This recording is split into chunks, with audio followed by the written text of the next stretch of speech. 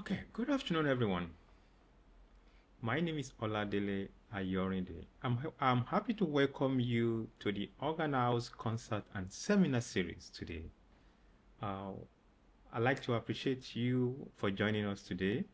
Of course, the Organ House platform has become a platform in the sense that on a weekly basis we find ourselves, from wherever we are on this platform. So I want to thank you for often, always, creating time to join this movement, this initiative, and contributing to it, which is the most important thing. So, for some of us who are joining for the first time, the Organ House Concert and Seminar Series is a space of critical engagement, empowerment, um, music studies, but I use that in very cautiously and broadly. I mean, it's a space where we discuss music, and by that I mean artistic component, performative, I mean performances, analytical, then research, and ways, and many ways, of course, in which music aligns, speaks So you to might be everyday life, in society, Lagos, Ibadan, Cairo, whatever you call it. What music do for people, and how people use, use music across spaces. So those are the things we do. Those are the primary concern of this platform. And on a weekly basis, we come here to negotiate, explore different ideas ranging from education, from analysis, from performance, from composition, from education, from technological bearings also of music. And recently, we entered into another layer of the conversation, which is the writing in music, particularly for those who work in the industry. I mean, in academia, either you're a scholar, either you work you write for screen as a journalist, or in many, or professionally you write. This particular layer is intentional in the sense that we created it not because we also want to see people express themselves, communicate some of the intrigues of music. We don't want to be talking to ourselves. We also want people to talk to the public and also empower, or people to do so. So, in all, the Organ House Concert and Seminar Series is a space for critical engagement, but most importantly, it's a space of empowerment. It's a free space. Here, you have the freedom to engage, to explore, and to contribute to the development of music from wherever angle, from wherever position you choose to do that. So, let that be part, don't forget that it's a free space. We love interrogation, we love engagement. We want to see critical engagement, and that's why we are here. And we are happy you you are part of this journey. So please join us in the movement. So today's edition is probably the fourth edition in the writing series. We call it the My Writing Lab at the Organ House. So what we are doing today is a writing lab.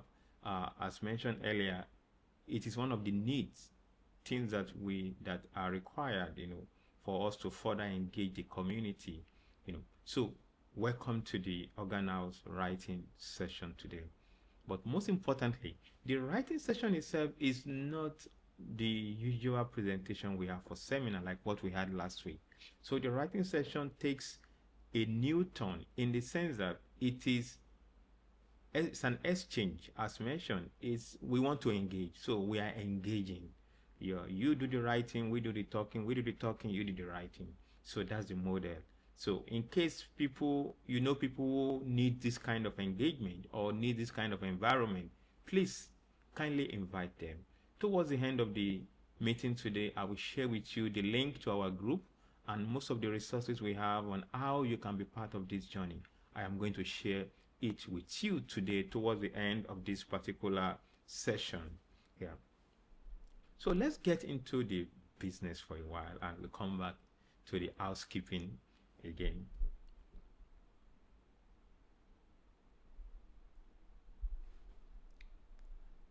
Let's start from our the last session. Let's quickly go through those sessions and see how and when and where we have engaged those materials and how those materials also have engaged us. So let's see, uh, how far we've gone with that particular resources. Then today we are going to open another resources. But let me share my screen so we can catch up together on the same space. Okay. So last 2 weeks ago now, I think, yeah.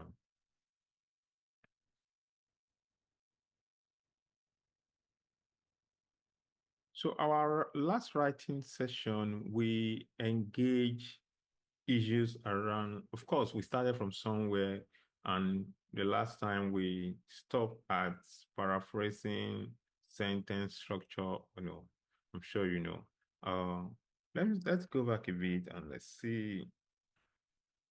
Yeah, we started with, sentence, what makes a paragraph. How do you go about paragraph? What is paragraph, and how do you what is the role of paragraph in your writing, and how does that empower you to do your writing well, or empower you to communicate, through the mode, logic of writing? Because as you know, writing is different to oral presentation. They are not the same. When we talk within a different mode. And when we write, we detach from the thinking, from the talking, then we go into the writing mode. So they are words apart. They are not the same in that sense. So, and that's why we are paying attention on this part of communication, also, So we will get into that deeply shortly. So let's do a kind of a quick review of where we started from, particularly in relation to the focus of today.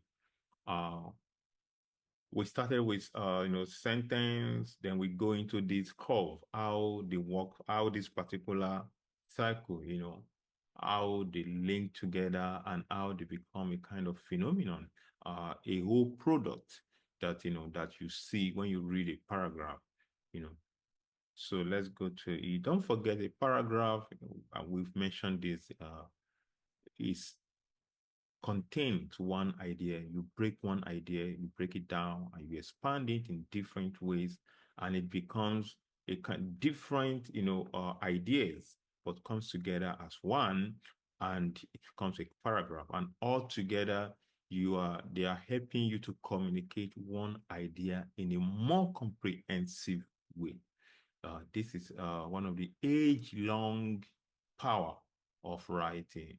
So what we're doing, what we are also doing on this platform, in the context of this writing session, is to do a kind of analysis, because so we get into knowledge through analysis, and that will help all of us to move together at the same pace and at the same, front.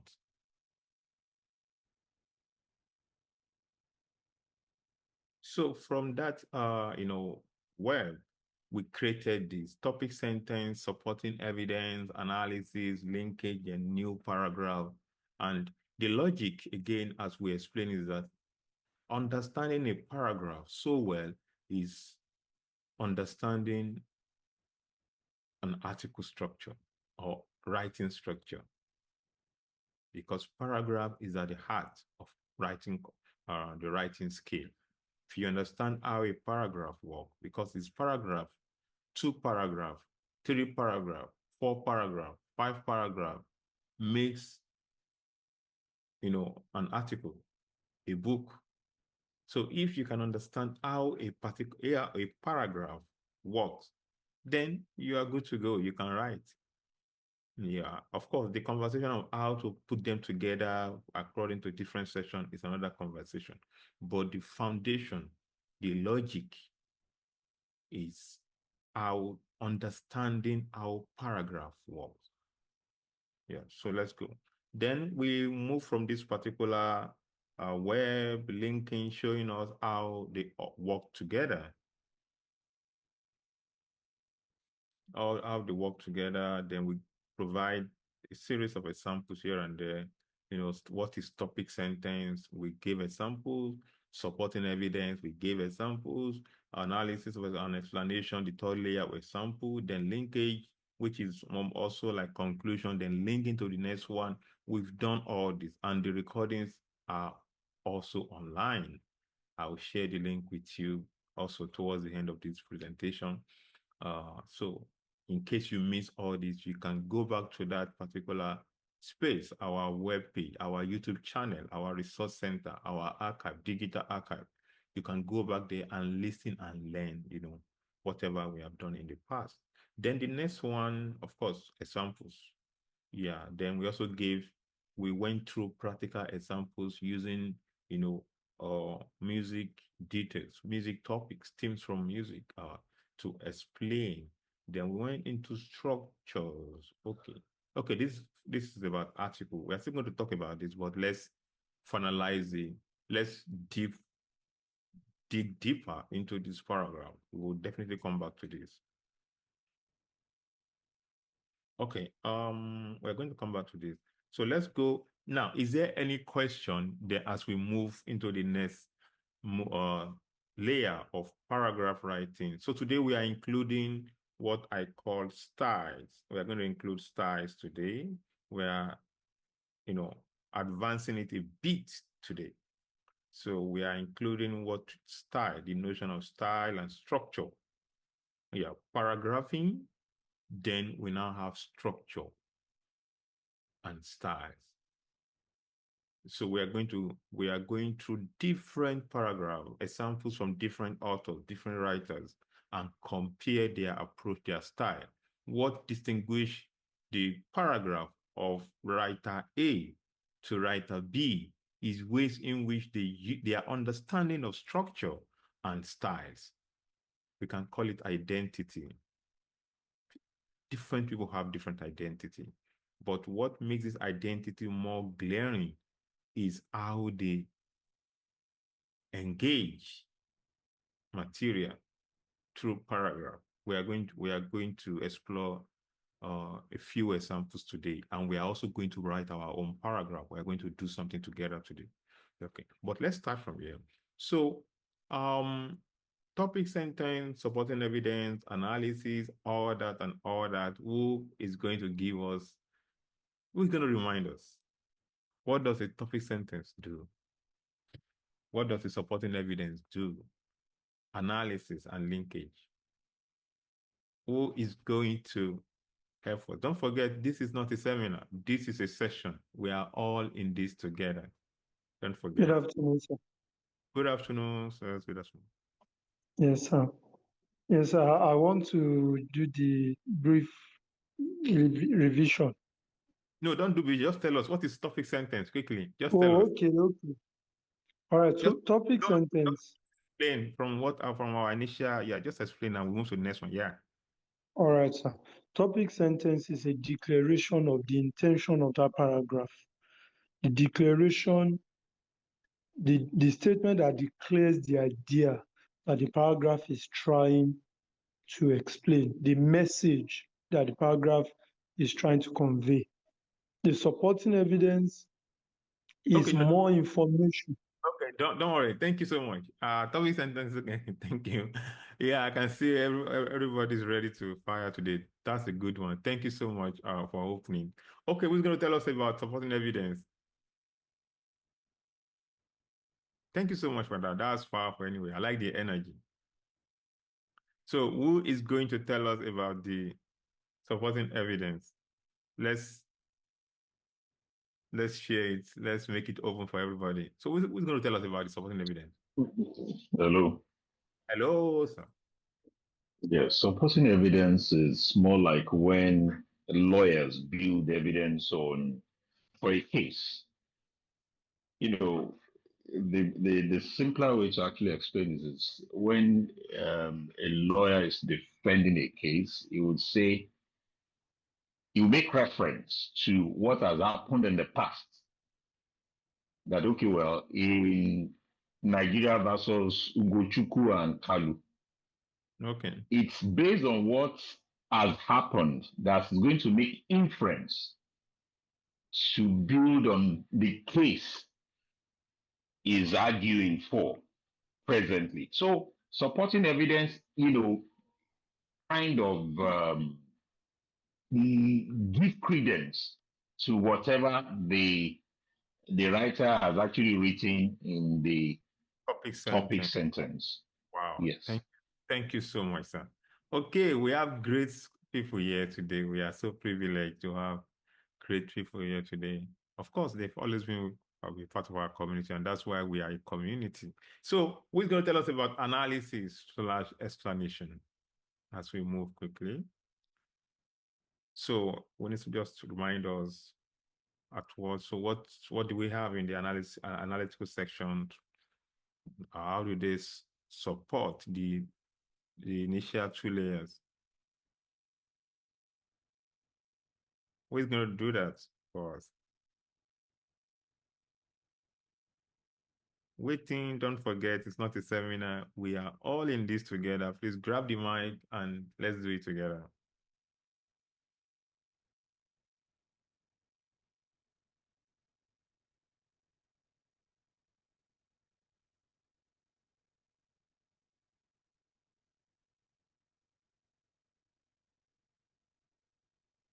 So who is going to do that for us? Okay. Let's move on.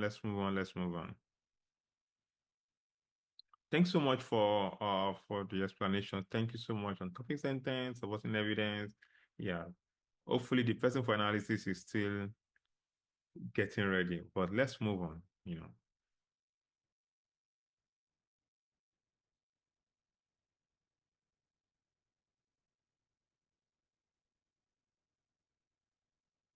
Okay. We'll stop sharing for a while. So we are moving into the writing board now, which is the place for today's business. Let's go to the writing board. We'll come back to the slide shortly.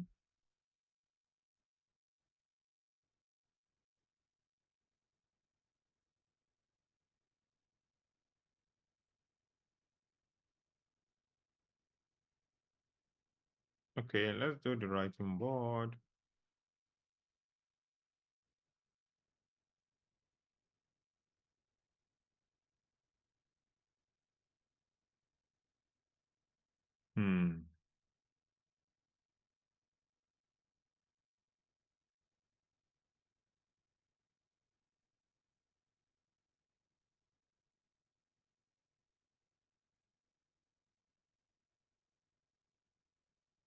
Yeah, so we're back to the writing board. This is where we are going to have the conversation for today. Remember, we had our first writing session here. So this allows everyone to write and write and write and write. So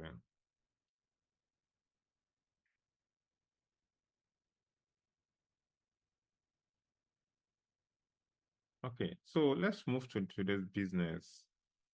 Yeah, you can see what people have written. I've seen some of them. They are beautiful, great ones. Thank you. Okay, so like you explained, topic sentence starts with a clear and concise topic sentence that sets the tone, for the rest of the paragraph. So it is a major idea. It is the idea you want to explore in the paragraph. So it is the theme. You can use another word. So, and it needs to be clear and it needs to be clear, hence they call it topic sentence. It's the topic for the paragraph. Then this sentence should introduce the main idea or point you want to make in that paragraph. So that is why we call it topic sentence. Then the next one, as explained, is it provides supporting evidence or examples to elaborate on the topic sentence. When you lay down something, the topic, then you move further to provide evidence. You can't just don't forget in scholarly writing and in other forms of writing also. When you give an idea, you need to unpack, you need to explain, you need to make it clearer. You need to drive your point home. So the first layer in driving that point home in scholarly writing and other forms of writing is what we call the supporting evidence or example, So it provides evidence or examples to elaborate on the topic sentence. This can include statistics, quotes, of course, anecdotes, or other relevant data. It could also be in the form of a history. You could remind us in 1945, this phenomenon that I just explained, this phenomenon began in 1945. So, and so started in 1945. And in 1960, it became this and this and this within one sentence. You could do all that. Yeah, so hence it is called supporting evidence. So that's the second layer on that, rubric is second layer. Then the third one is what we call the analysis and explanation. Analysis and it analyze and explain the supporting evidence. Of course, you provide the supporting evidence. So the third layer is also unpacking your example. So when you give the first layer topic sentence, second layer provide the supporting evidence. That one is also another data on its own that needs to be unpacked. Don't forget the word unpack. You will always unpack. You can't just throw the idea and just leave it. No. So the topic sentence is something. So you unpack through supporting evidence. Then supporting evidence is also another data, body of knowledge that you also need to break down for your readers or your audience. So you unpack it. So in unpacking it, what you are doing is to explain or analyze. So it is called analysis and explanation. So you analyze and explain the supporting evidence to show how it relates to this topic sentence. Don't forget, you can see we are connecting now. There's a connection between the three layers. So you unpack the supporting evidence to show how it relates to the topic sentence. Isn't that beautiful?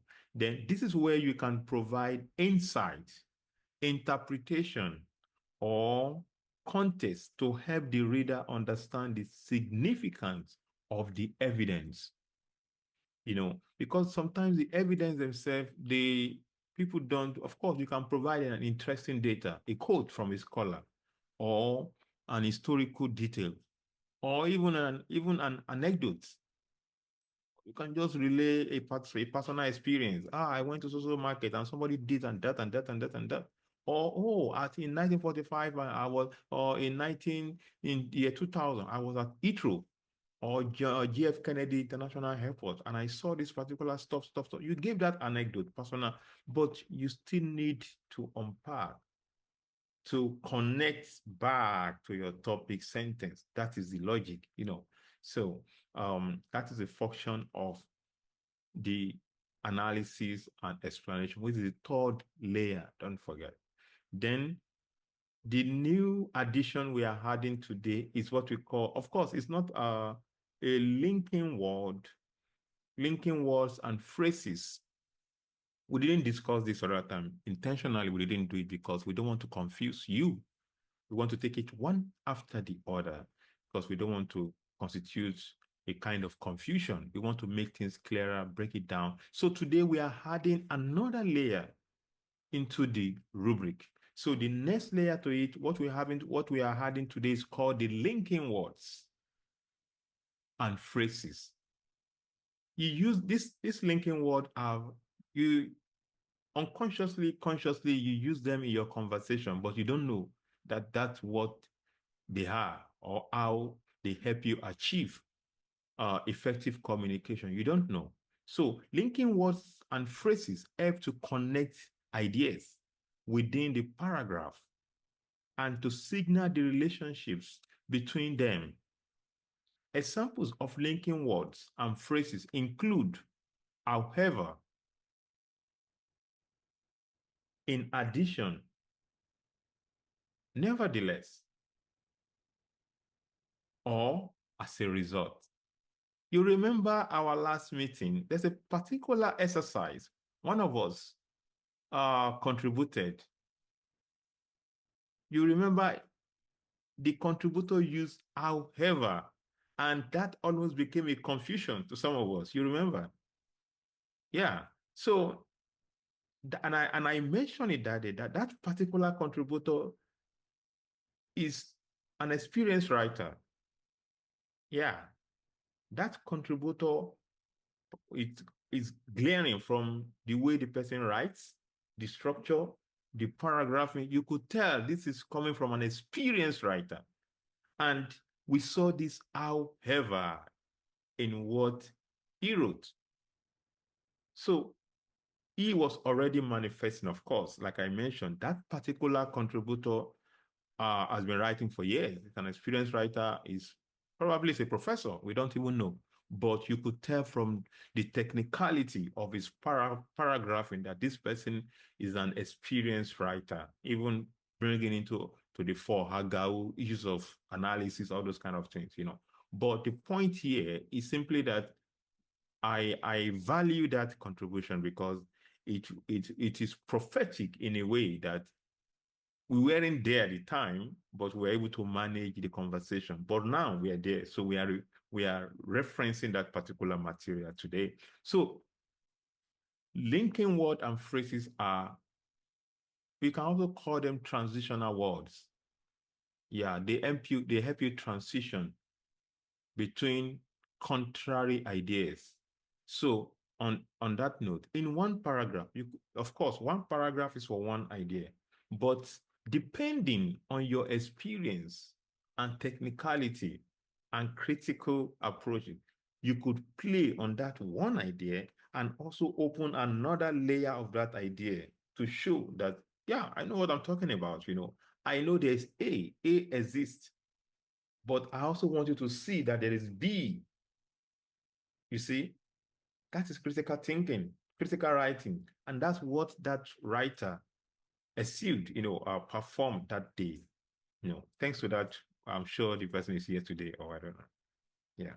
So linking word this is how they function, they help us connect, they link, they connect. Phrases like however, in addition, as a result, although each of these examples also have their own function. Some of them act as transitional. Some of them act as extension. They help you connect. They are bridges between two almost irrelevant ideas. They help you cross bridges, and some of them also help you strengthen, gives you more to say more, they give you room to say more. You want to provide more analysis. You say, okay, in addition to what I've said, I can also do 1, 2, 3, 4, 5, Then what's like as a result is telling you, is towards conclusion. You are concluding. It's a conclusive transition. It's a cause and effect. It's showing you an effect of what you have said. This has happened. You have explained stuff. But right now, you are not showing us the effect. You are taking us to the effect of what you have done, or what the person has said, or what the content, the material you are engaging have done. So this is how they function. They are not the same, but they have different names. But in general, we call them linking words and phrases. And at times we call them, transitive words, different depending. Then the other one is, of course, yes now. The other one is what we call the cohesion and unity phrases. So they ensure that the paragraph has cohesion. They are, there's what they call interlocking. When things fuse together, there's a balance, and unity.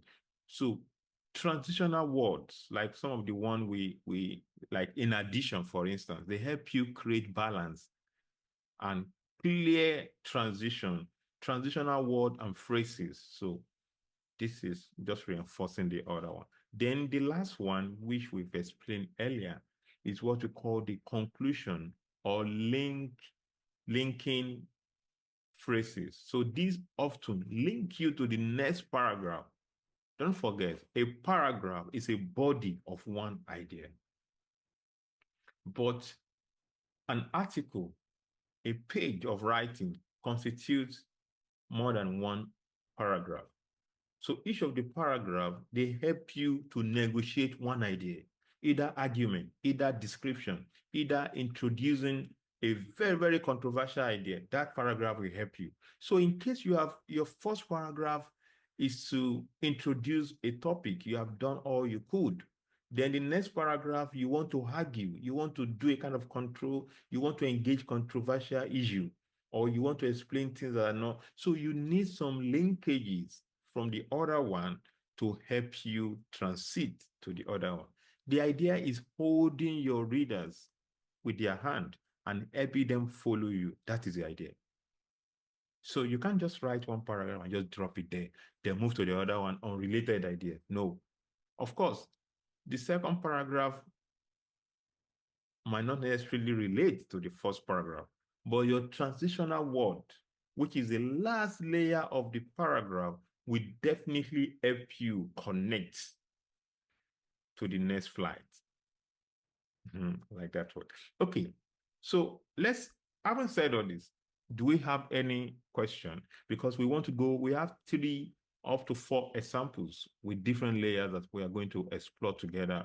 You are going to do some exercise. We are going to work together today. But before that, I haven't explained all this. Do you have any question perhaps? Or there are things you want clarification or more ideas? Then we can work together quickly before going into the practical sections together. Let me stop sharing for a while. So do you perhaps have any question based on what we have discussed so far? Do you have any question? Do you have anything you want to say or areas you want us to, expand on? Do you have any question? Don't forget, this is not the seminar, our usual seminar. This is my writing lab at the organ house. So it's our writing lab, writing session. We'll be having this. We started in February and it was awesome.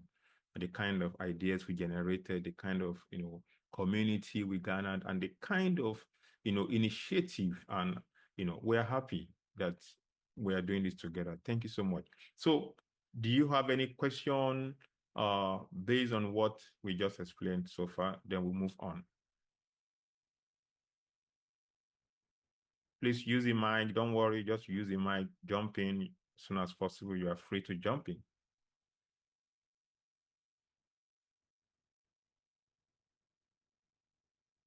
Okay, there's a comment here. Do you want to use your mic? Please be free. Please feel free to use the mic. There's no teacher. We are all teacher here, please. I'm just playing my own parts. Very soon to get your part. So, but feel free to use the mic, please.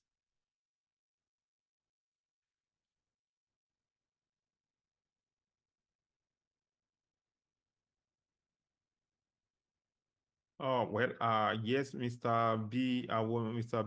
BD Awonuga, it is good to practice to have more than one idea or argument expressed in one paragraph or a point in time. Yes, that's what we want to do today.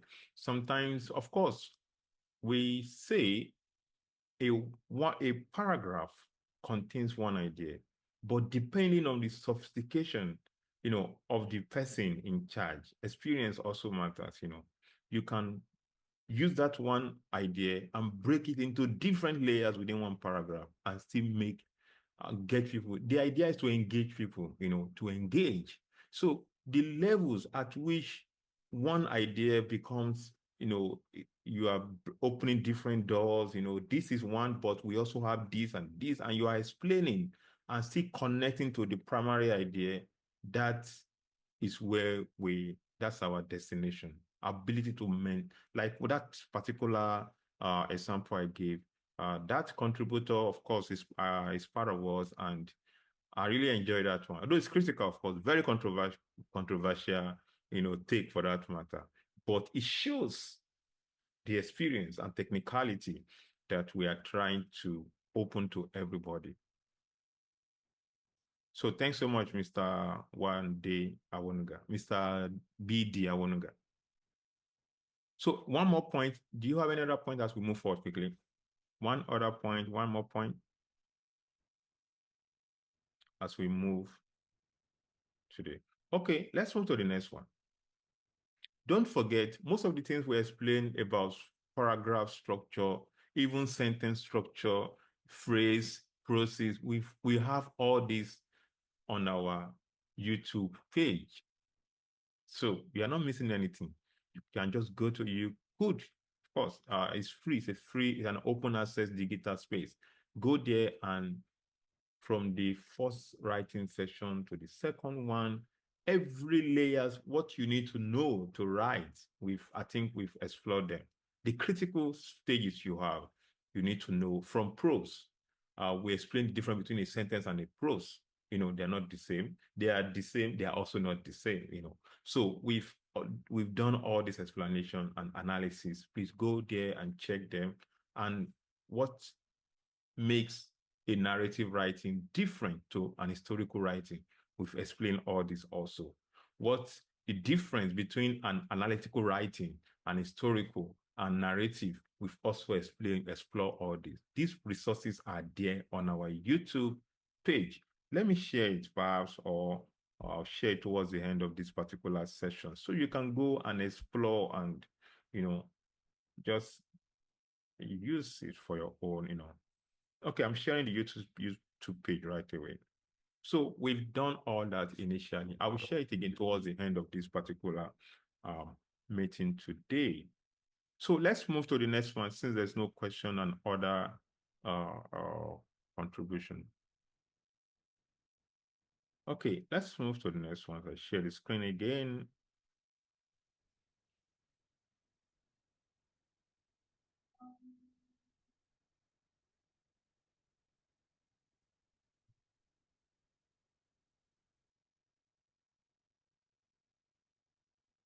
Okay, let's go to the business. So we have a few examples here. Example one, it has A and B. Example two, it has A. Okay, example three, I think it also has A and B. A and B. Okay, so we have different examples, from different writers, and, so these examples are chosen for this context. Of course, there are other examples can also work, but we have chosen something that are a bit closer, not too familiar, not too distant, but things we can relate in terms of content, context, and narrativity. Yeah, so I will explain all that, don't worry. So let's start from the first example. So this is an example, this is a paragraph that I want us to explore together. The other time I told you a paragraph on a basic level could be up to 5 lines. Of course, entry point, I would advise 5 lines to do the 3 or 4 layers: topic, sentence, evidence, analysis, conclusion. Bam, at the starting point. We've done all this. Don't forget, go to that. We've done all we've explored this. So we have the results. Go and check it. Now, we are moving beyond that level right now. So now, today, I'm telling you, a paragraph can also be up to 15 lines sometimes, depending on how you can maneuver connection using linking word and phrases. Initially, we stop at 5 lines. The average attention span is around 5 lines. But if you are the type that can engage, now, going beyond 5 lines, 6, 7, 8, 9, 10, 11, 12 lines, depends on your sophistication and how your narrative can hook somebody to read a paragraph without being bored of such a long, that's the difference. That's the difference. Yeah, but if you know, okay, I'm just an entry point, you can just start with 5 lines. 5 lines, paragraph, 5 lines, 5 lines, better. But okay, you want to play the game and you have all these resources. You know how to use linking word. You know how to use transitional word. You know how to use all these stuff. And your processes are there. Then you could go. You can drive up to 11 at a time. You can drive up to 15 lines, but don't go beyond 15 or 16 lines. Yeah. Don't worry. We are going to explain what they call a double decker. Sometimes you can have two paragraphs put together, 2 or 3 ideas to form one idea. That's at another level. We'll get to that later. But right now, let's focus on this extension. We are going beyond 5 lines today, moving into 10 lines and how that works, how you can use connecting word, transitional word, and transitional phrases to get your communication effective. That's it.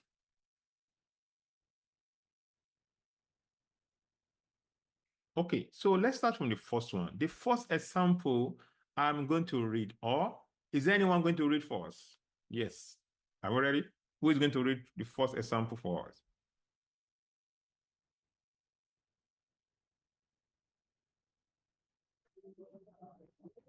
I'll read. First I'll example. read. Let's ask. Shagun is my name. Thank you, please.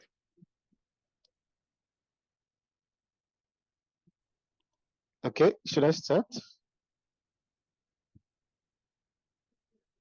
Okay, praise. Let's have you. Okay. All right, good. It's good that way. Okay. The idea of Africa. Oh, sorry. Okay, go on. Go on. Okay. The idea of African music both mirrors and inflects the collective profiles of its land, people, material, and spiritual resources, and overall culture. African music displays a self-evident historical depth together with an astonishing diversity in its sound-producing objects, languages, ritual affiliations, styles, and aesthetic ideals. Musicking in Africa, borrowing Christopher Small's useful formulation, is indexed by a variety of terms. We beat, shake, touch, and play. We say, recite, recollect, and sing, and we move, stir the body, look our way, and dance. In speaking of African music, then, we do well to keep this expanded semantic horizon in mind. Good. Thank you so much. So who is going to analyze this particular example for us? Thanks so much, Praise. So who is going to analyze this? Using our framework, topic, sentence, evidence. So can you outline this layer and let's break it down, this particular sentence? Who is going to do that for us? Please jump. We are free to jump in.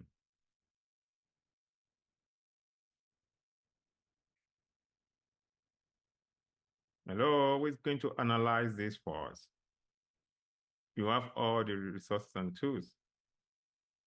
Okay, let me take the lead. So let's start from the first one. I'm going to outline in colors. Does this constitute a topic sentence? The idea of African music both mirrors and inflects the collective profile of its land, people, material, and spiritual resources, and overall culture. That's a topic sentence. The idea of African music is explained, introduced in this particular sentence. Then let's move to this. That's A, right? Let's call it 1. Then let's say 2. Does 2 constitute what we're talking about? Okay, don't mind it.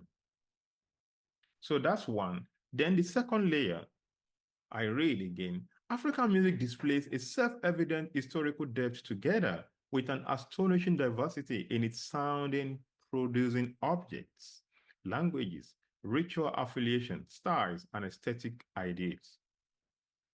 What is that for you? What is this for you? What does it sound like?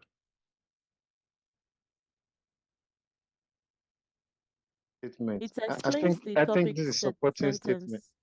This is a So, supporting statement. Yeah, it's a so, supporting A statement. supporting statement. so evidence, supporting statement. Yeah. Let's go. Let's call it, yeah, supporting statement. Then the third one, let's see. Musicking in Africa, borrowing Christopher Small's useful formation. There's a reference he gave here, which is footnote style. Formation. Okay, music in Africa, borrowing Christopher Small's useful formation, is indexed by a variety of terms. We beat, shake, touch, and play. We say, recite, recollect, and sing. And we move, stir the body, look away, and dance. What does this look like for you? And that looks like any evidence. That looks like evidence to the first and second idea, the first and second statement. Are you sure? Yeah, I think it's analysis. It's analysis, like analyzing the area. This topic sentence is the second phrase. Okay. Okay, let's go. So who agrees with analysis? Somebody said analysis. Why do you say? Please use the mic. You're free. I follow Ayorinde. I said it looked like analysis because it talks about the areas that the research will deal with, which is going to be the point where the writer is going to analyze the whole work. Thank you. Yes, I agree. This is analysis because the second layer is evidence. African music display. You see, it's an evidence. After the first statement, then the writer provide another evidence telling us what African music does. That's an evidence. Yeah. Display historical depth together with an astonishing diversity in its sounding object. So it's the person is making a case to defend the topic sentence. And here is taking us further by also defending the evidence he provided, saying musicking, even in quotes, borrowing now. Here is where the secret lies and where the techniques lies and the brilliancy of making an argument in a way that shows they're not arguing for anything. So this is a brilliant scholar, which I will tell you who he is shortly. So musicking in code is an established sphere of language. It's a term in musicological discourse, which is associated with another brilliant scholar, Christopher Smalls. This is a public idea, musicking. It's a 1999 beautiful theorization of music from across culture. So it is known as musicking. Now, he now used that same word to defend his explanation, his evidence, from Africa, using musicking in Africa, borrowing Christopher Small's useful formulation, is indexed. So let's leave the evidence, let's leave the reference he's trying to do there. Musicking in Africa is indexed by a variety of forms. You see, now, personalizing it now. We beat, shake, touch, and play. We say, recite, recollect, and sing. And we move, stir the body, look away, and dance. Yeah, this is analysis. You see, it's going to the deep, the action, telling the right around the audience, bringing practical examples, sensory ideologies, things that people will not explain, that without saying it, people might not understand. So this is evident. Thank you for that follow on the show. Thank you so much. So this is evidence. Then the last one. In speaking of African music, then we do well to keep this expanded semantic horizon in mind. What does that entail? So I believe it's a linking phrase. Yes, linking phrase. There's another important function here. Isn't that concluding statement? Yeah, concluding statement. After making the argument from the first one, the idea of African music both mirrors and reflects the collective profile of its land, people, material and spiritual resources, and overall culture. That's a big statement. Then he went further to defend it, to provide evidence for what he just said. African music displays a self-evident historical depth together with an astonishing diversity in its sounding, producing object, language, whatever, and aesthetic ideas. Second, then to defend that, it needs to bring in a scholarly voice as a shield. We call it referencing, in text now. Music in Africa is index now providing analysis and explanation of those two layers. You see, and in some, look at the word. In speaking of African music, then, the word then, what does that mean? That then is towards a conclusive then. It's like Yes. then. If the that. Yeah, it's towards conclusion. African music, then we do well, look at it again, we do well to keep this expanded semantic horizon in mind. It's concluding, but also opening. Let's keep it in mind in case we want to go further.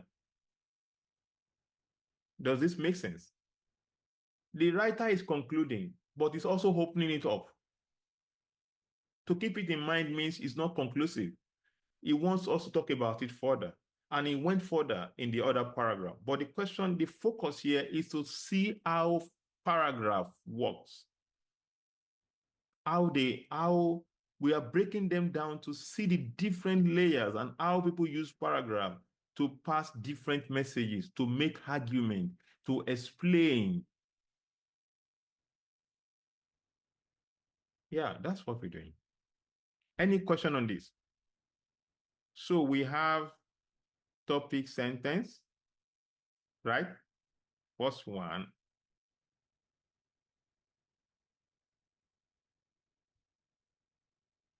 Okay, what are we doing here?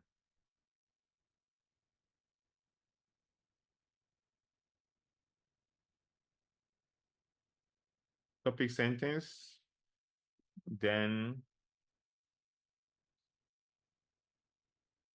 we move further, then we go to what we call, what is this? Evidence.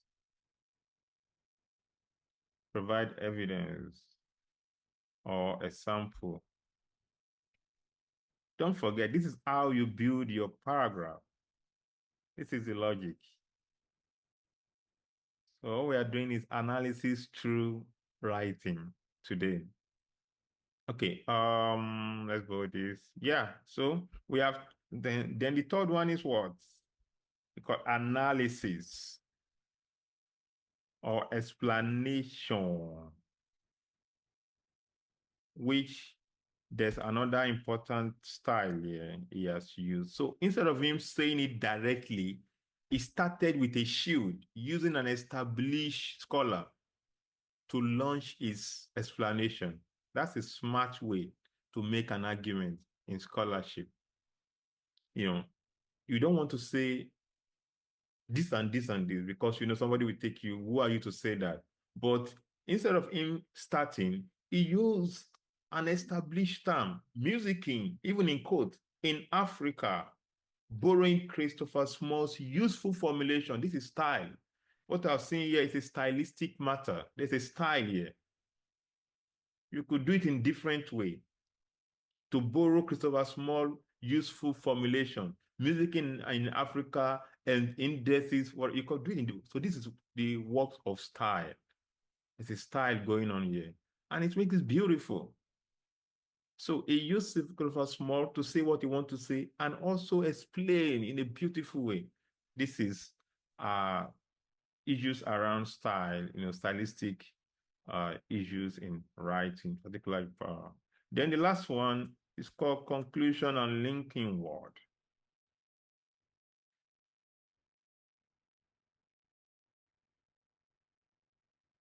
Linkage. Yeah, I think we are done with this one. We are done with this.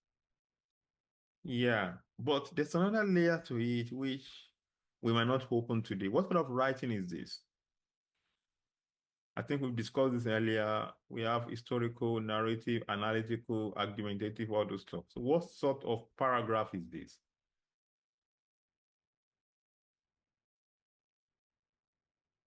Who's willing to jump? Please jump in.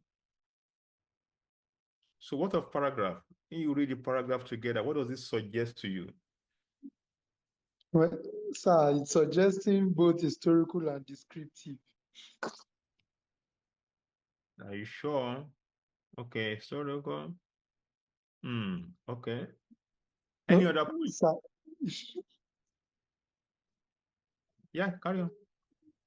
okay, sir. So I feel that it's describing African music, but yet in the way to describe it, it has to take us a little bit into the history, the characteristics, and it's from the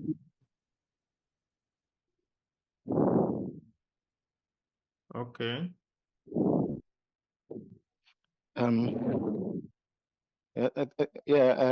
I join also to say that it's descriptive, and I'm also looking at that it has some levels of argument in it, like in the analysis, Okay. bringing in Christopher Small's formulation. It's arguing for the fact that Africans beat, shake, touch, and play as a way to show their Africanness. Let me just put it that way. In music creation. Yeah. Okay, thank you so much. Any other perspective as we move to the next sample quickly? Hello. Yeah, please, welcome. Yes. Thank you. Well, I think it doesn't really do more of narration because it has not really been able to point at a particular context. Speaking generally from an historical, I think he's giving information about the African people from a historical point of view, I think. Thank you so much. Yeah, I agree with everybody. Yeah, so this writer, for me, this is a brilliant writer who, it's simple enough, but it is laced with style, simplicity with style. Yeah, I think that's the best word, because this person knows what he's doing. This could be a political writer, making a statement. The idea of African music, even in bracket, you can see these are all issues around style. You want to say something, but you're not saying it. You are making a bold statement, but you're also not saying it. The idea of African music both mirrors and reflects the collective profile of its land, people, material. This is a huge statement, but then he went further.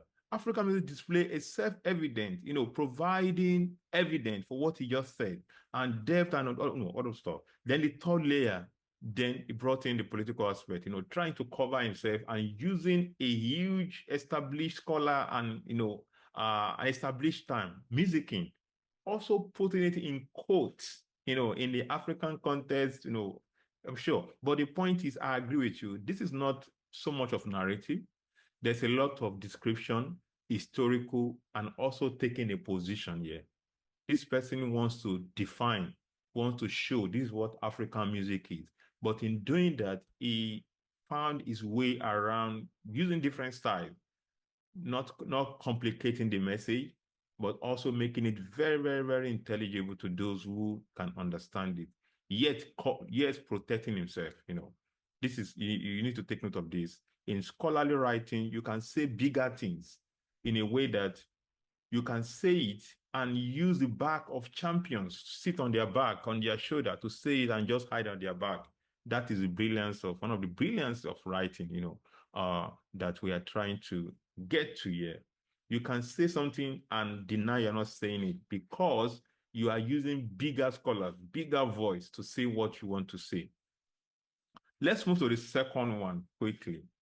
Then, who is going to read for us? So the second is the B, 1A. We just finished 1A, then 1B. Who is going to read? You can jump in, please.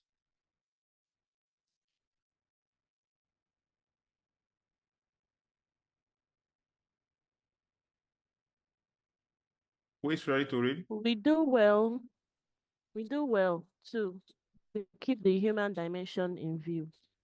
Music everywhere is a part of society, but because so many people on the continent live under the sign of a communal ethos, the musical forms they have produced over the years have collectively inscribed and at the same time interrogated sets of values in which a manifest plurality subtends a deep internal singularity. The sense of connectedness is most apparent at what might be called a background level, and this aura is akin to the dynamics of bonding that one encounters. For example, in kinship systems, this fact alone enjoins us to listen beyond surfaces to the shared structures that prop up those surfaces. Okay. What do we think about this? Who is going to analyze this, break it down for us into that structure, paragraph structure?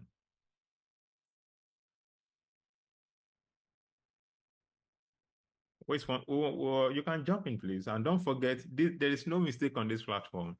Every mistake is a way to the next good idea. Miles Davis, the great jazz legend, is known for a particular word, which is controversial, but also very, very, very insightful and empowering. He said, there is no wrong note. You want to play a particular note and you play the one before. It's not a mistake. It's because you are yet to get to the right one. Yeah. So the same thing on this platform. There is no wrong idea. We are here to learn together and to help empower ourselves together. So don't worry. Mistake is good for us here. It's what is the ways we make greater things happen. So you are free to do your mistake. So I want to try. Okay. We do well to keep the human dimension in view. I want to say something that I'm not sure I've exactly seen or heard, but if there could be something like pre-topic sentence, I would have said that that is it, because that first statement in this paragraph is still looking like a continuation of the concluding statement of, like, I feel it's a reiteration, like a repeat or re-emphasis of the closing or concluding phrase of A. Nevertheless, music everywhere is a part of society. But because so many people on the continent live under the sign of a communal ethos, the musical forms they have produced over the years have collectively inscribed and at the same time interrogated sets of values in which a manifest plurality subtends a deep internal singularity. In fact, to me, this is looking like the idea of the paragraph. Because, because the very first statement in this paragraph to me did not take any position. It's just like, well, in order to do this, or we need to do this, or to keep the human dimension in view. That's before we can go to the idea I want to pass. This is what must be behind our minds, keeping human dimension in view. So that sentence is long, but at the same time, I feel that's the first sentence that takes a position in this paragraph. Okay, so let's carry on. Finish your statement, please. I was just going to say, to me, that's the topic, that's what looks like the topic sentence that conveys the idea of the paragraph. Okay, thank you so much, sir. Oh, thank you. So let's break it down together and let's see. We do well too to keep the human dimension in view. Can we call this a topic sentence? Or we want to combine this? What do you think, everybody? We do well too. Okay, please carry on. I think it's a linking sentence. Okay. What do you mean by that? Do you want What to? I mean is, it's trying to link the previous idea with a new one. Oh, thank you so much. Yeah, thank you so much. Any other perspective in that area as we combine them together now? Okay, yes, I agree. We do well. There's something before. So it's connecting, it's unpacking the last, the last paragraph. Now, it now went into the new idea. Music everywhere is part of society. But because so many people on the continent live under this sign of communal ethos, the musical forms they have produced over the years have collectively inscribed and at the same time interrogated set of values in which a manifest plurality subtends a deep internal singularity. This is so deep, deep, deep, and long sentence.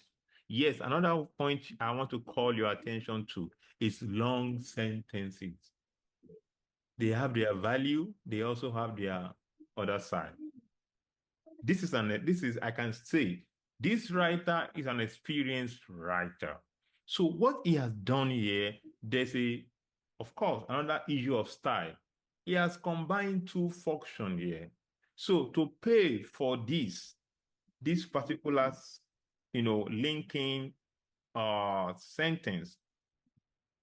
So he paid for it by using this particular long paragraph to achieve two goals. So we have the topic sentence here. We also have the evidence here. So on the other hand, we could have said music everywhere is part of society. But because so many people on the continent is part of society, we could have said this is the first topic sentence. We could have, read it that way and say this is the topic sentence. Yeah, so there's a way we find a way to, we could have called this the topic sentence. You see, then we now move to but because, or we can even use this, because so many people on the continent live under the sign of communal ethos, the musical forms they have produced over the years have collectively inscribed and at the same time interrogated set of values and whatever. So what we are having here is even more than two sentences here. So we can call these inscribed on the one hand. Yeah, this is one, you see, making two. That's two. So we are breaking the long sentence down into chunks so we can understand. And at the same time, that's another linking word. Don't forget linking word, linking phrases, they help you make bigger ideas, connect unrelated ideas. At the same time, interrogated set of values in which a manifest plurality subtends a deep internal singularity. Another point here. So this is a smart, brilliant writer who understands the use of word, prose, to make and also, to make and at the same time to challenge. So we are having two contrasting ideas here, but this writer is bringing them together under one umbrella, you see. Yeah. So what we have here, this constitute topic sentence, of course. Topic sentence. Then here we can also call it a form of, evidence in the sense that because so many people on the continent live under signs of communal ethos, that's an evidence or explanation, or evidence, yes. The musical forms they have produced over the years have collectively inscribed. Yeah, so provide then the next one again, contradicting that same one at the same time, interrogated set of values in which a man varieties obtain a deep internal singularity. That is, they share the same thing, but also what they do also have complicate singularity. We can't say they are one. You see, this is a brilliant writing at, I think, at work, Yeah, but let's see. I'll put it on yellow. Then let's see the next one. The sense of connectedness is most apparent at what might be called a background level. And this aura is akin to the dynamic of bonding that one encounters, for example, in kinship. Another, this is, okay, let's break it down. Then we'll call it, we'll come back to it. Yeah, we are at work now. Yes, so let's break it down. So we see at play the issues of skills and style, structure now. So what the person has done in this second on example B is trying to, how will I put it now, invalidate a set approach. Yeah, there's a particular word, there's a particular phrase that say, when you become a master of something, then you invalidate the law. Or how did they put it? Yeah, when you become a master of something, then the law becomes, you already invalidate the law. You can do, or you can undo the law. That is what this writer is doing. But to get to that level, there's a particular level of comprehension, of communication effectiveness and understanding that comes into it. Yeah, so the last one here is a sense of connectedness is most apparent. This can double also as a transition word, as a, yes, not so much of analysis. It can also function as an analysis. But the point is, it's still, the writer is still pointing at this particular layer. It's a continuity of a sort. So this is a different case, I must say. It's a different case, but it's intentional. I brought it here intentionally for us to see that, yes, we can have a structure at another level. When you grow to another level, those structure can also be, rearranged based on your style. And this is where the idea of styles comes in. So look, the moment you start seeing a long paragraph, you know something is at stake. Not so much of a bad thing. It's a good thing sometimes. Some scholars, they are known for long sentences. That's how you get to know them. Yeah, they make sense, but they understand what they're doing. Is their own way of doing what they do. And that's how they negotiate their identity. If you have read Making Zeri, for instance, for those who are used to Making Zeri, you know what I'm talking about. It's a very brilliant writer, but if you don't operate at a particular level, you might find, his work very, very disturbing, and you might be disturbed about his placement of things or whatever. But he knows what he's doing. Yeah. You see, so this is an example we are encountering here. So let's leave this alone and let's come. But let me show you who is this person. This is Kofi Agawu. This is Kofi Agawu. So this writing is from Kofi Agawu. I'm sure you know Kofi Agawu, of course. So let's move to the next one. But before the next one, quickly, what type of writing is this? Is this still his description? Any point? Question? I have a question. Yes, just regarding what you just said. Please carry on, please. Yes, concerning that paragraph, I'm actually writing my thesis, and I happen to be giving an international someone to supervise that work. So I've been writing my paragraph in 6 sentences, most of it. So he told me that those paragraphs are too short. That I can bring those other 6 and the other 6, join them together. That a good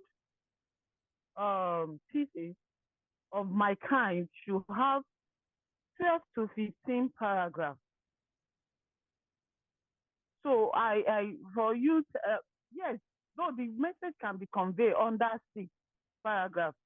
So I would like you to really elaborate why a thesis writing paragraph should be up to that 15 compared to 6.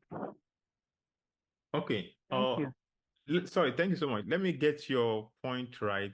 Are you talking about paragraph or sentences or pages?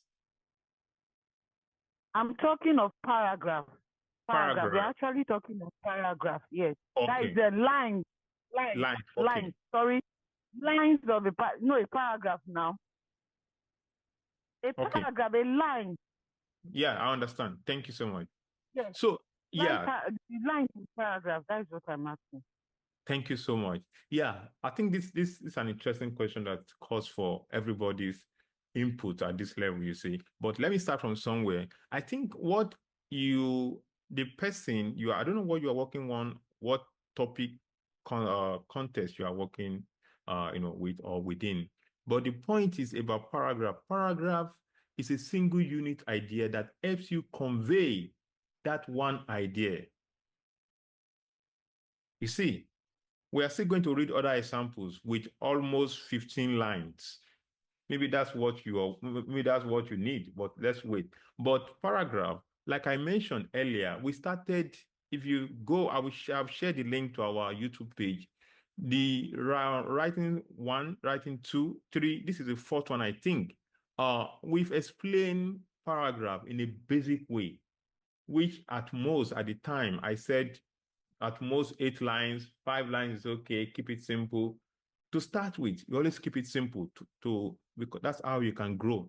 But the moment you understand the tool, you won't know you have written 10 lines because the idea is coming and you are connecting. That's what we want to do today. You know how to expand a basic idea of 4 lines into 12 lines. And you won't get tired. You won't get people bored. That is the idea. Perhaps that's what the scholar is looking for. And look, let me also be sincere with you. If paragraphs are too short, sometimes it gets boring for professional readers because the things you will have said in one paragraph, use one paragraph to explain. Sometimes you use 4 paragraphs if they are too short. I don't know if that's making sense. Look at this paragraph. We're going to check a paragraph as part of the exercise today. It's almost 15 lines or 16, but we can break it. It's saying the same thing, but in a different way that in most cases, many people will have broken into 2 or 3 paragraphs. Some people want that idea and they want to see your technicalities and professionalism to make it one. People read differently. And that's why you see some scholars, they read a book in 1 week, less than 2 days, they read. Particularly if you go to program where it's a book reading program. You need to review an ethnography within 1 week. Every week you are reviewing 1 book. That is the kind of paragraph they want you to, how to learn. That's how they want you to understand paragraph. Because it helps you read faster. Don't worry, we'll get to that level when we get to readings. I don't know. Don't worry. This will not answer your question, but let's get to that long section. Then I will call you again. Yeah, I will call you. Then we can see if that answers what you're talking about. Is that okay? Yes, you've answered it. Pardon? Hello? I said you've answered my question. Okay. Thank you so much. You're actually a reviewer, so you've mentioned the real key points that most reviewers, they want such paragraph compared to just short paragraph. Thank you so much. Thank you. Okay, let's move to the next one quickly. So, okay, I was asking, How will you explain the nature of this type of writing, this particular paragraph? How will you explain it, friends? This is Agawu, of course. This is Kofi Agawu. These two phrases, paragraph, they are taken from the African Imagination in Music. This is page 3. If you have the book, please read it again. So this is page 3 from African Imagination in Music. So I took this paragraph from there for us to explore and analyze, analysis through knowledge, knowing through analysis. Yeah.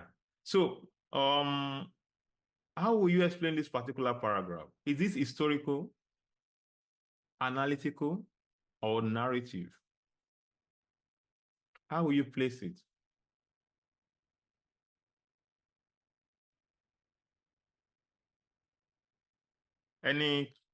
Please, you are free to jump in, don't forget. I would say it's narrative. Narrative, good. Any other point? Any other opinion regarding this? I would say it's analytical. Okay. So the person that says narrative, what do you think? Why do you call it narrative? The reason why I called it narrative at the beginning, just like what you said, all that we are saying is a linking sentence from the previous one, but I don't think it's a linking sentence. Why? Because he's actually preparing for his topic sentence, which is music everywhere is part of society. But he was trying to say people should consider people as in the human dimension of how they see music. So he started narrating the ideology of a human in that context. That is why I call it a narrative writing. paragraph. Thank you so much. Okay. Thank you. Then the other person. So why do you call it? Did you say analysis or what, historical? Well, I think it's analytical. Okay. Why do you say that, sir? Well, because yes, because it tries to give a position. Okay. And it tries to explain and justify why he feels it is the way he sees it. So it is through his analytical writing that he's able to convince us that it is in his final statement what he now eventually comes up with. That's my own, the way I see it anyway. Wow. In both cases, thank you so much. Don't forget, we are all in this together and we are learning. Yeah. So we'll come back to that definitely, but thank you so much for your takes and for your contribution. Let's quickly move to the next section so we can get to a point where all of us write also, where we write. So let's go to the next example. So this is, can you see this already?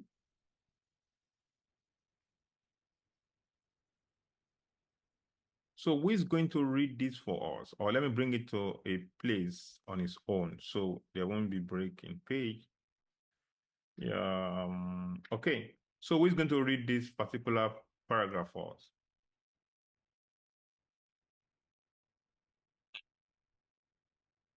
Please, you can jump in. Feel free to help us. All right, let me try, sir. Okay, thank you. This ethnography, which integrates individual life stories with the study of performance, seeks to understand the mobile lives of musicians, dancers, and mask performers from Côte d'Ivoire living in the United States. I have found that music and dance performances, being transportable, fluid, and adaptable, serve as an effective arena for the analysis of human migration. Then in bracket, see Shelem 2006, bracket close. Life story reveals resonances between performative transformations and shifting circumstances in performers' mobile lives. Immigrant performers occupy multiple spaces simultaneously as members of an immigrant community dispersed across the United States. They are unmoored from their place of origin and deeply engaged in its symbolic representation to North American audiences. Yet, unlike Africans, whose earlier times were brought forcibly to the Americas, recently arrived Ivorian immigrants are not disconnected from their homeland. Rather, they are transnational in motion between continents, constantly in communication with Ivorians at home and around the world. Thank you, sir. Thank you so much. Thank you for I appreciate this. Thank you so much. Yeah, here is another. Okay, I think perhaps this you can see this is a long, not so much of a long one, but also a bit longer. But let's do this ethnography, which okay, let's break it down. Let's start from somewhere. This ethnography, which integrates individual life stories with the study of performance, seeks to understand the mobile lives of musicians, dancers, and mask performers from Cote d'Ivoire living in the United States. Bam. Well, that's long, but can we call that a topic sentence? This ethnography, which integrates individual life stories with the study of performance, seeks to understand the mobile lives of musicians, dancers, and mass performers from Cote d'Ivoire living in the United States. Is that a topic sentence? Yes, sir, that's topic sentence. Somebody said no. I said yes. Okay. Well, do we have other perspective? I think it's an introductory sentence. Introductory. Okay, not topic sentence. Yes. Yeah, yes, sir. I think I agree. I think it's a thesis statement, more like a thesis statement, telling us what the whole what like research is about, but it is not necessarily a topic sentence. Okay, I think I like the way we are also moving to another level right now. Thank you so much, everyone. Now, the point is, we're talking about a paragraph. When we start talking about article structure or essay structure, we'll bring in issues of thesis statement, roadmap, sections. Those are layers in that area, which we touched upon a bit in the last session. I understand what you mean by that, of course. But now within the context of paragraphing, that's where we are right now. When we get to article structure or writing a full article, then we can start calling them different names. They have different names. Of course, thesis statement, thesis statement, yeah. When we start bringing things together, those terms help us to put structure in an essay, in an article, in a thesis chapter, a book chapter. They help us to put structures, of course. But right now, we are trying to lay the foundation. So when we get to that level, we won't have so much problem to do the structure, to do a full writing within short time and call it each section what they are, and understand the different layers in an article, and even the difference between an article and an essay. They are not the same.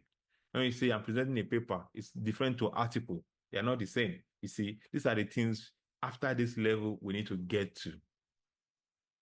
And writing an article is different to writing a book chapter. Writing an article is different to writing a thesis chapter. A thesis does not automatically conform to a book. No.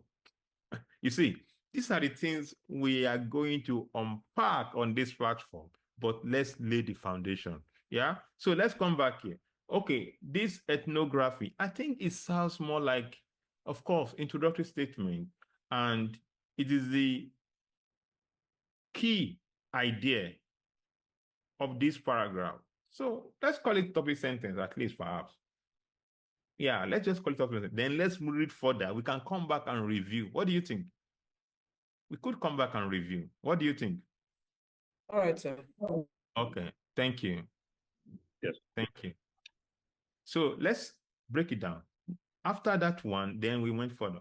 I have found that music and dance performances being transportable, fluid, and adaptable serve as an effective arena for the analysis of human migration. Another important point there.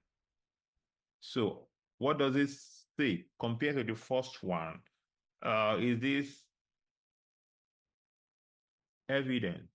And again, putting Chalamet 2006. Chalamet is also another powerful scholar, Africanist, although retired now, from Harvard, another powerful scholar that you need to read very well. Yeah, she did a lot of work on Ethiopia and Mali. Yeah, those working on religion and music, whatever in Africa, Chalamet is the person you want to read, Beautiful writing, yeah. So Chalamet is another powerful one. This author intentionally, grabbed Chalamet as his or her sheet, whatever. Oh, sorry, something's happening there. Yeah. So yeah, that's the second layer. The third layer, life story reveals resonance between performative transformation and shifting circumstances in performance mobile lives. That's another one. Immigrant performers occupy multiple spaces simultaneously as members of an immigrant community dispersed across the United States. They are unmoored from their place of origin and deeply engaged in its symbolic representation to North American audience. Okay, another one here. Bam. You see, let's break it down also. So what we have here, we have one. Yeah. Two. Then we have three also. When we have four. We have four. Then the fifth one. It's okay. Then we have the fifth one. Let's see. Yet, don't forget the transition word, the those transitive word, what in fact, what do we call them? I've forgotten. Let's go and grab it. Linking words, yeah, linking word. Don't forget, they are very important, you see. Let me just make them bold. Yet, unlike Africans who in earlier times were brought forcibly to the Americas, recently arrived Ivorian immigrants are not disconnected from their homeland. Another one, rather, you see, is connecting. They are transnational in motion between continents, constantly in communication with Ivorians at home and around the world. You see, so you can see yet, rather, and even you can see the inverted comma, semicolon rather. Yeah, the semicolon there. You see, so these are all issues of style. We can see two sentences working together here, but as one. You see, these are issues of style that we are going to get to, don't worry. Yeah, but let's analyze and let's break this down and see what is happening here. Then we'll take one more, then we'll do the writing and before closing today. Yes. So what do you think? Again, this is another interesting one. So we have 5 layers here. The first layer, this ethnography which integrate individual lives, which integrate explanation. It's a topic sentence, I think. Yeah, it's a topic sentence. Then next one, I found that music and dance performances being transportable, fluid, and adaptable serve as an effective arena for the analysis of human migration. Of course, yes. So this is, what do we call this? Evidence to what he said. Yeah, supporting evidence, yeah. Yeah, supporting evidence. Yeah.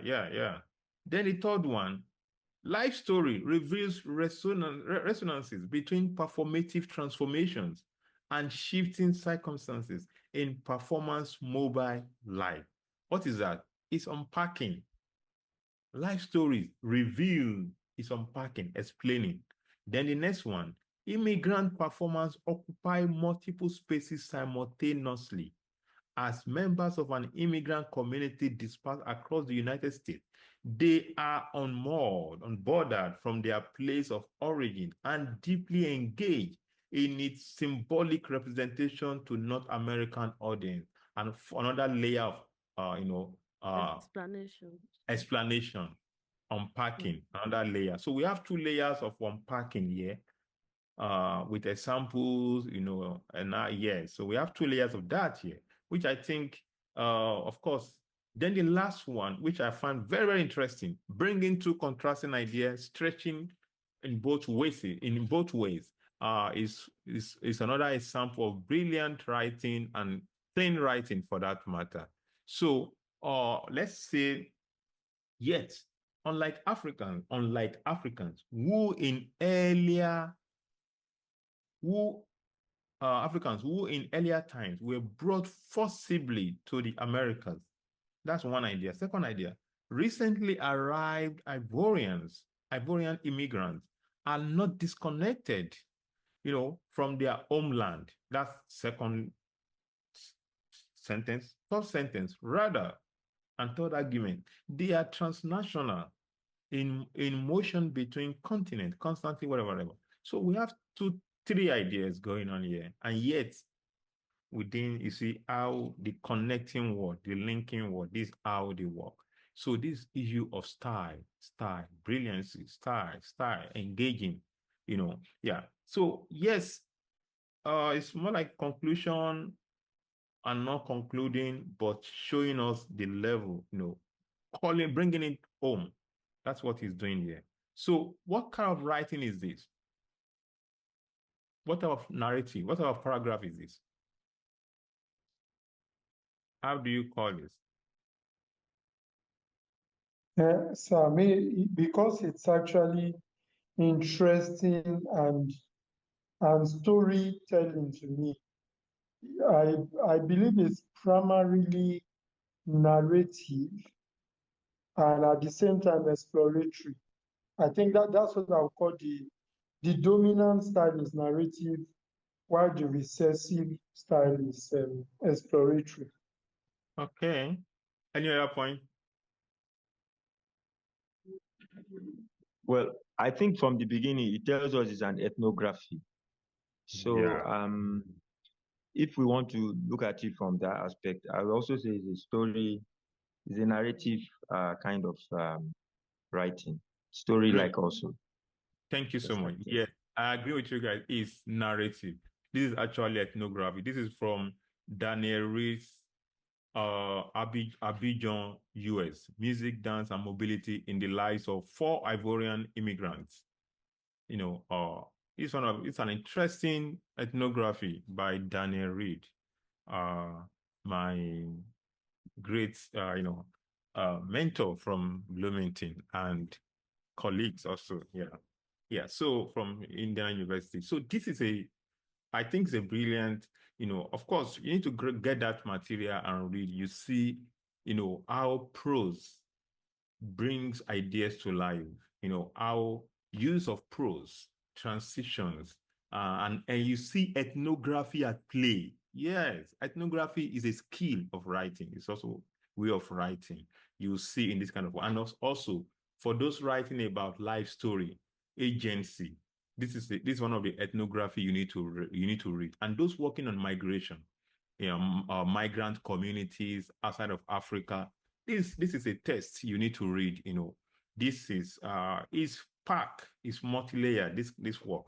So please, it's also a good way, as we do writing, we also learn about good writers, good materials to read that can help your prose, help your reading, help your writing.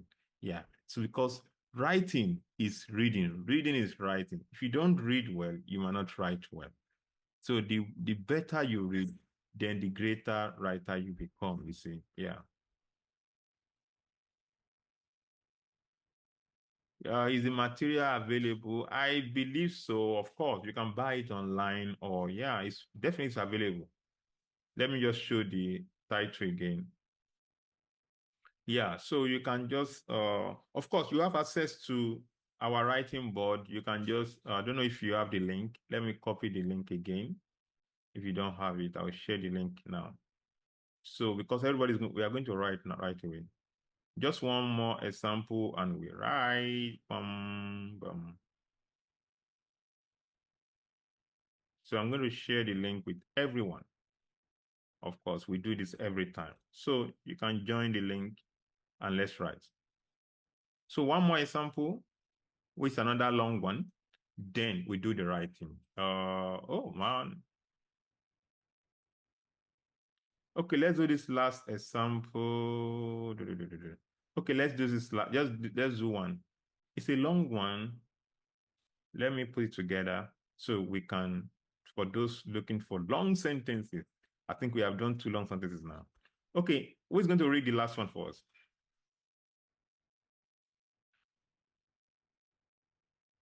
Who's going to read the last sentence for us? Who's going to read? Who's going to read the last sentence for us as we move quickly? The last sentence? Okay. I can Sorry, try. the last paragraph. The last paragraph, yeah. Paragraph? Yeah, this one, this particular one. Example 3. Oh, okay. An important contribution to jazz culture in the 1950s was Fela Showande's appointment as head of music programming at the Nigerian Broadcasting Corporation, NBC. In the mid-1950s, Tom Chalmers, the first director of the Nigerian Broadcasting Service, invited Showande back to Nigeria to head the newly founded music unit of NBC. Showande established the NBC Choir and NBC Dance Orchestra, the latter of which became the most influential jazz band in Nigeria. The NBC Dance Orchestra became a training ground for a new generation of jazz musicians, as Showande graciously imparted his profound knowledge of music arrangement, solo techniques, performance, and show business. The NBC Dance Orchestra performed standard big band arrangements by Benny Goodman, Benny Cater, Glenn Miller, and then Doc Ellington.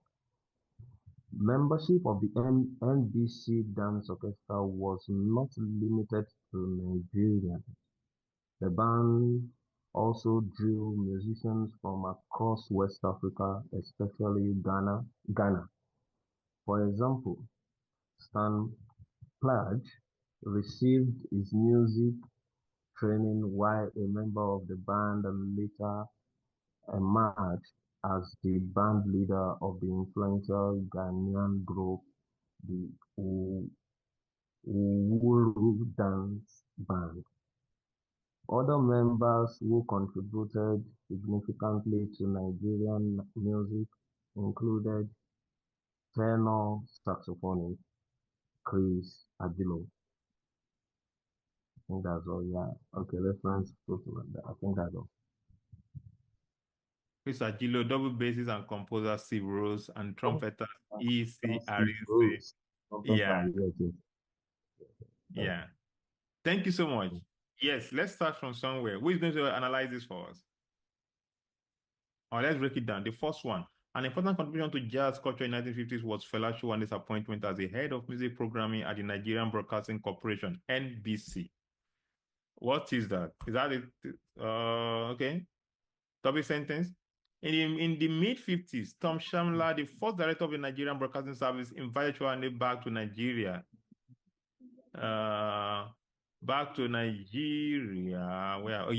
To head the newly founded unit of music at NBC.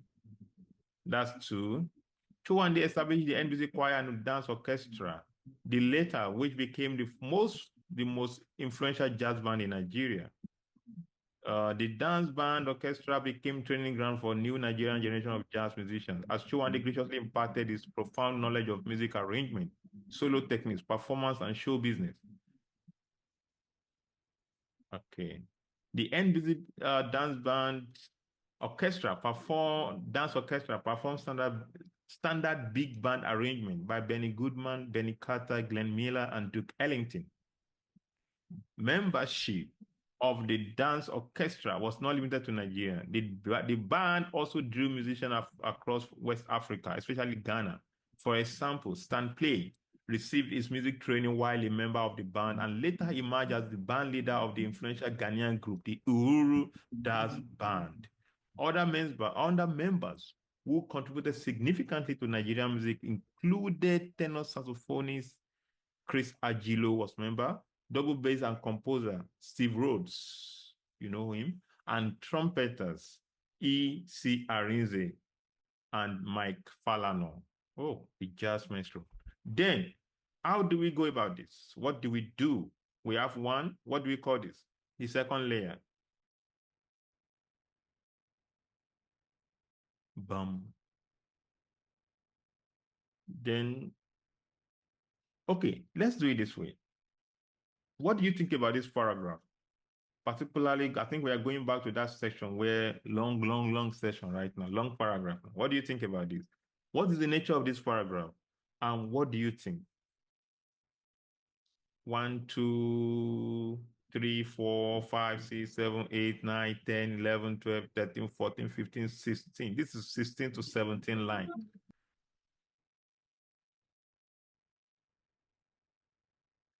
I'm sure it's the type of question that sister raised at the time. So what do you think about it? What is different, or what looks similar about this particular paragraph? It's so long. But what do you think?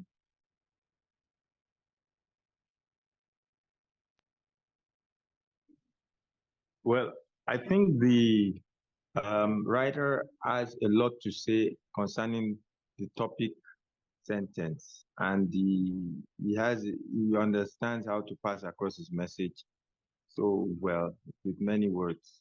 Or well, he has shrunk a lot of things together because there's so much he has to say under this topic sentence, which he feels he can still put it in a paragraph, hence its length. For instance, if we look at the first two paragraphs, they are more or less a twin. The first and second sentences. Line. Yeah, sentence, yeah. Yeah, it says that jazz was influenced by NBC and all that, and it says it started when Fela Showande was invited to head the NBC. So he could have said it in one sentence, but then he felt these are different things that, although are on the same level, but they still have to be expressed anyway. So I think he has much to say. So what he tries to do is he tries to express them, even though not regarding the length. Okay, that's a good one. Let's have one more and let's go to the writing quickly, and let's open the writing board as we close for today. Don't worry, the writing board is there. Anytime you can go there since you have the link. Okay, any points here? Yes, for me, it's a very long paragraph. The writer is actually expanding his statement. He started with trying to give the historical background behind the jazz in NBC. Then he went into the descriptive, expanding just that is the idea that he wanted to pass. Wow. Okay. So how will you explain this descriptive, analytical, what nature, or what is the nature of this paragraph to everybody? For me, it has a descriptive, it has historical, and it's also analytical also. Okay. One more point on that. Well, nature of this paragraph. So I believe it's primarily historical. Okay, historical. Okay. Thank you so much. Okay, at this point, yes, we are not going to do the plan B today. Is there example B? You can go on your own, of course. Again, don't forget that this writing dashboard is 24 hours, 366 days available to you if you have the link. But also, you need to be a part of this, our group. Let me quickly stop sharing and I'll come back to you quickly. So there's a group for what we call this particular writing session. We have a distinct group where we share ideas and where we also, of course, make plans for things to happen, So I will like to invite you. I think that's the best way to go. When you become part of the group, then you can also, take full advantage. Yeah, so that is the link to the what we call my writing lab at the Organ House. So even if before the next writing session, you can do your assignment, you can be part of the process and how we do it gently. We have that writing board there. All the assignments given today, you are going to work on it, then I will see it and I will, we have that writing board is there for you. So don't worry about the timing for this one. This is just, okay, let's quickly finalize on that one. Then okay. Today, okay, good. Yeah. So, well, the writing is from we had our own jazz band in Lagos. A 5-bar intro. It's an article, a 5-bar intro to jazz in Lagos, whatever. I think it's by me. Yeah. So it's my article in jazz and culture. Yes. So it's an historical writing, of course. It's about jazz history in Lagos, jazz development, jazz in Lagos, published in Jazz and Culture in the state, of course. Yeah, so you can also check the article online and read and see this is an historical work, not an ethnography. This is a deeply historical writing. Please check it out. Of course, there are a mixture of narrativity, ethnography, everything. That's why you need to check it also if you can read and see it different and compare with other writing also. The idea is for you to have a wider understanding of how different writing works from different method, from different scholars, from perspective. Yeah, they are all good for our development. Yeah, so let's go to doing something now. So the assignment is this. One, you are going to write a paragraph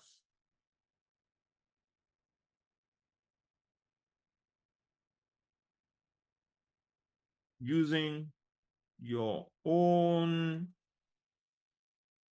team.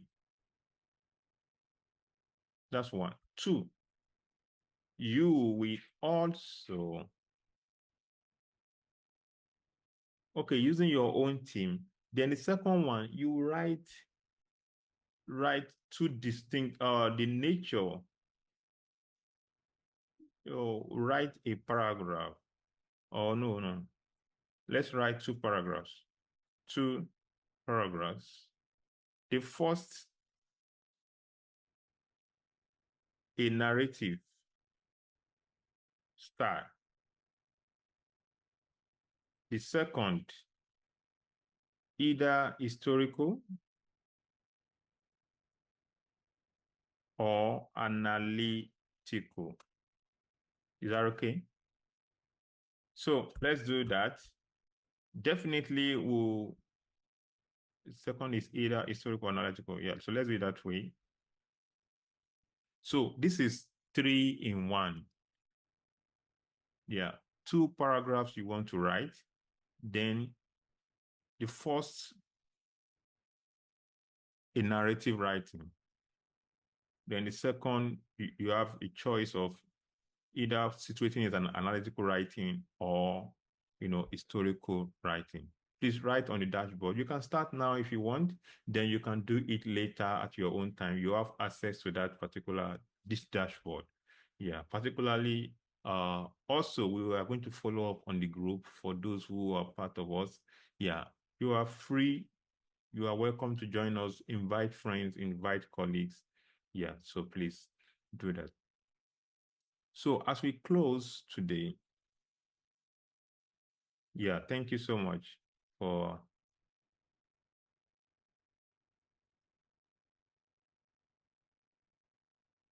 so just look, you don't need to put your name, or if you want to put your name, why not? But we try to create a safe space where people can free to express themselves.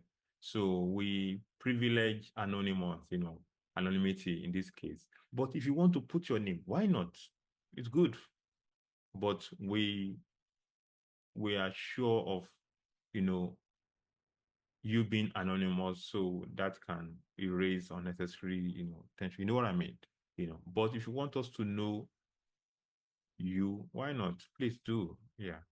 But all I know is that what I can assure you is a free space. The seminar, the organhouse is a free space where you can explore, critically engage ideas, like they do in any part of the world, and still get the benefit of your critical engagement. I can assure you of that one. Yeah. So I'm going to stop sharing now, and for a few minutes, let's open for Q&A while people are doing your writing. Definitely, I'll get back to it and give comments there on the dashboard. Yeah. So let's open for a few questions here and there, and let's close for the day.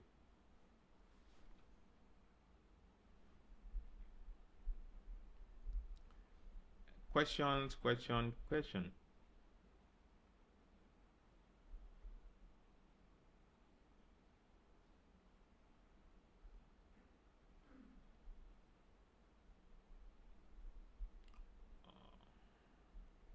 Okay, do you have question? You are free to ask now, or there are areas you want us to expand or things you want.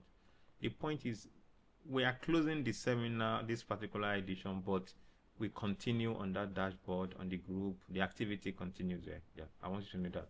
So, but if in case you have a question now, please feel free to ask. We have 5 minutes for that, and so we can close.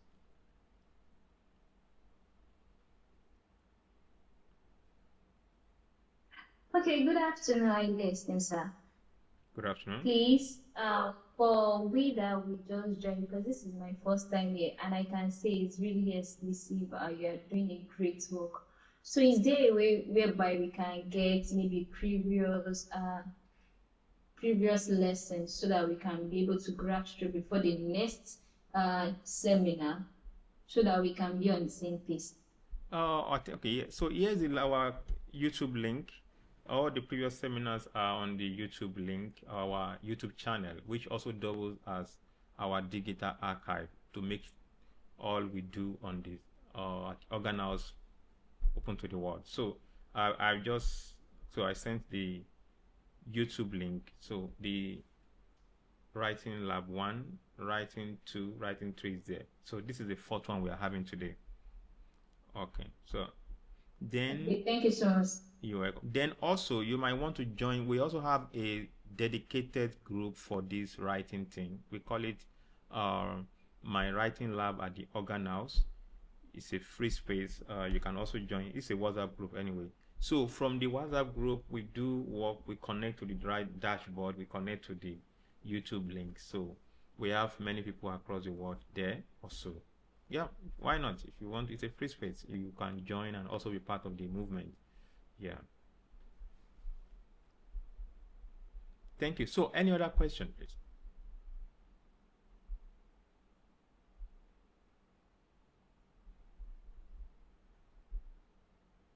Question. Okay.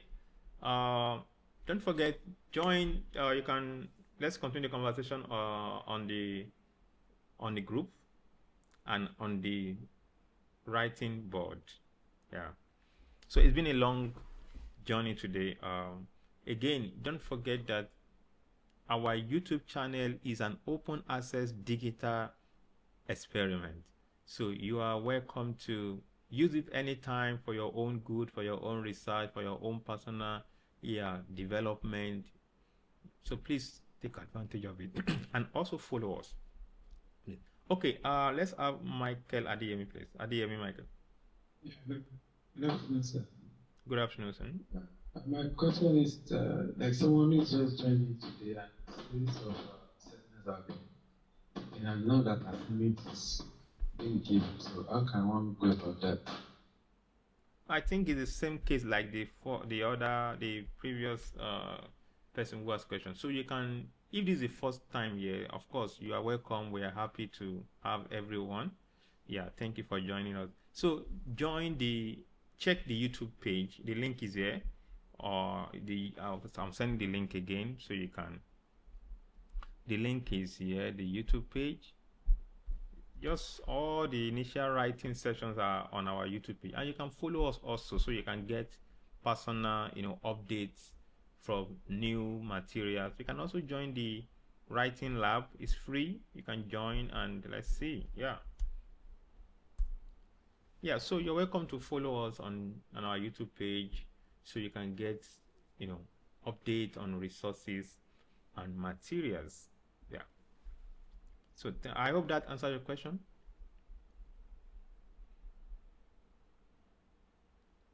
Okay. Any other questions? Yes, sir. Thank you, sir. Okay. Thank you so much. Thank you so much. Thank you. So just follow us on UC. Then any other question, queries, additions, suggestions as we move on today, as we switch to the writing board and continue the conversation on the WhatsApp platform. Okay. Thank you so much. It's been an interesting day with you again, and for sharing. And I'm so happy. Thank you very much for your contribution. I find it very interesting, the different ideas. That's what it should be, of course. That's what our writing session is. It's a space of engagement. You bring idea. Yeah, so it is not a self-centered thing. It's about you. It's about us. It's about me. So I'm happy we are engaging. Thank you so much. So definitely next week is another day.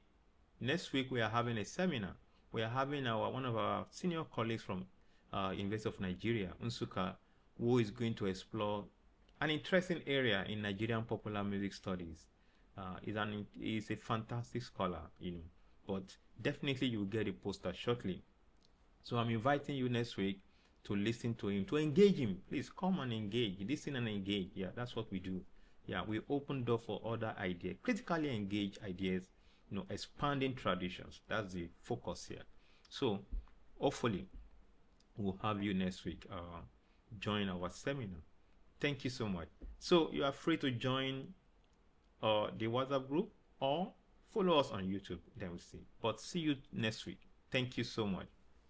Bye.